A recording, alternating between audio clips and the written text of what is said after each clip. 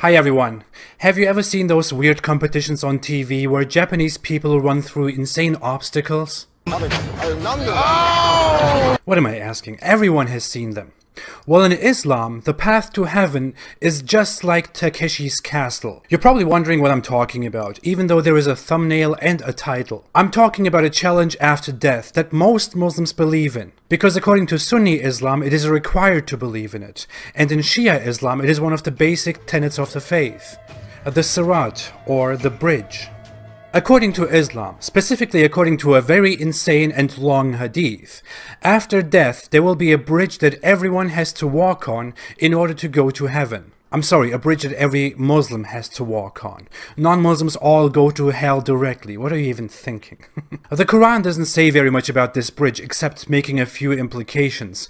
But the Hadith explain us in very many details how this bridge is and what it is. According to narrations by Muhammad, after death, everyone will gather for the judgment. Allah will first deal with the non-Muslims, such as Jews and Christians, and will send them directly to hell after mocking them a bit.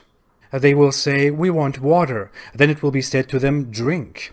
And they will fall down in hell instead. Allah is very funny, as you can see. The remaining ones, the Muslims, will then have a bridge laid down in front of them. Under the bridge is hell, with its fire almost reaching the bridge. And in front of them is the path to paradise, where Allah waits for His pure, pious Muslims to pass the bridge. But not every Muslim will make it over the bridge.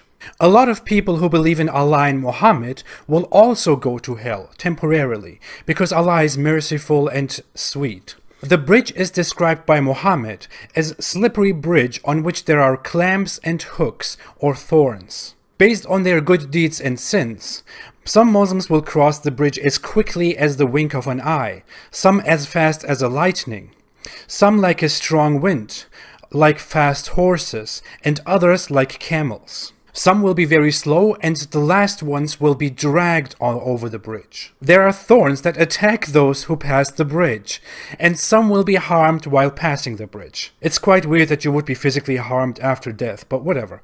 And others won't make it and will fall down into hell for their mischievous behaviors in life. The thorns will of course have the intelligence to tell which one is a sinner and which one is not a sinner. That's no surprise. That's nothing surprising.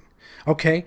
Even hands can speak in the Islamic afterlife. The bridge is also narrower than hair and sharper than a sword. Those Muslims who fall into hell will be taken out of hell afterwards by Allah for the sake of Muhammad. I don't know what the point of throwing them into hell is in the first place, but as said, Allah is quite funny and He loves mockery. And seriously, who can complain about just going to hell and burning there, even though you submitted your life to Allah?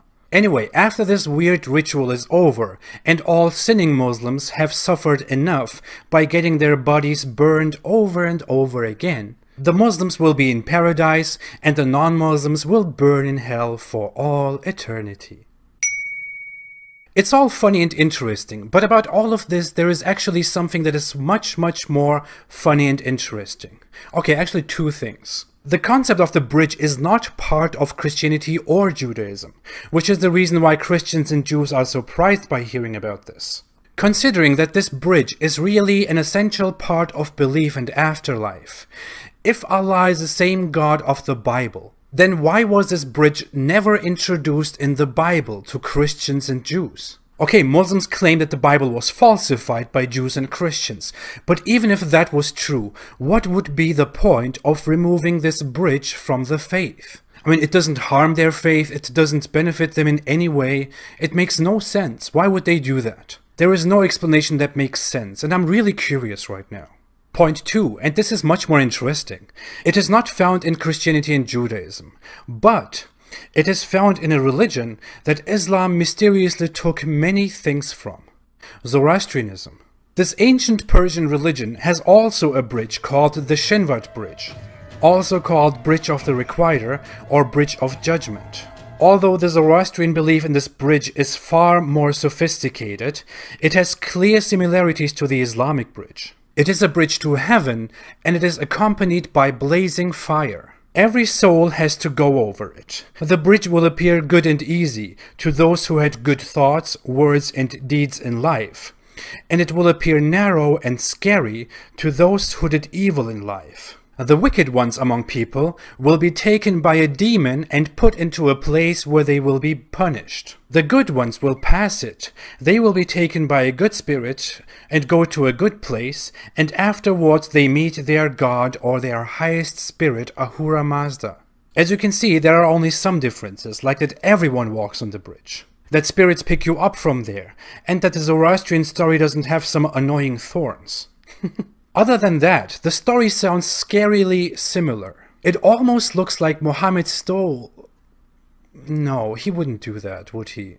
No, he wouldn't do that. Now, an Islamic apologist would explain this by saying that Zoroastrians apparently had some right and good teachings that were probably inspired by Allah at some point. But seriously?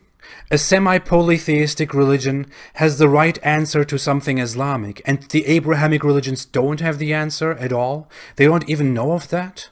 From my perspective, it looks very much like Muhammad taking something from non-Abrahamic beliefs, inserting them in Islam, and then selling them as Abrahamic and Islamic. You can try really hard and explain why this bridge never appeared among Christians and Jews and in the Bible. But it would be just that, trying hard. Then you could go on and try to explain why Zoroastrianism, a religion much older than Islam, has the exact same teaching.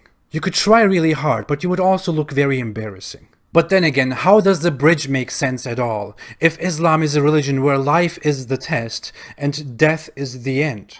Why would Allah even bother putting a bridge there and playing with Muslims? What's the point? There is nothing left to learn, nothing left to test. You are dead already. Therefore, I will just leave this here as Islamic paganism. Abraham would be ashamed, I guess. Thanks again, have a great weekend, and stay away from Islam. Seriously, you don't need a bridge. Just stay away from it. No one needs it. No one really needs this religion. Just stay away from it. No one really needs this religion. Just stay away from it.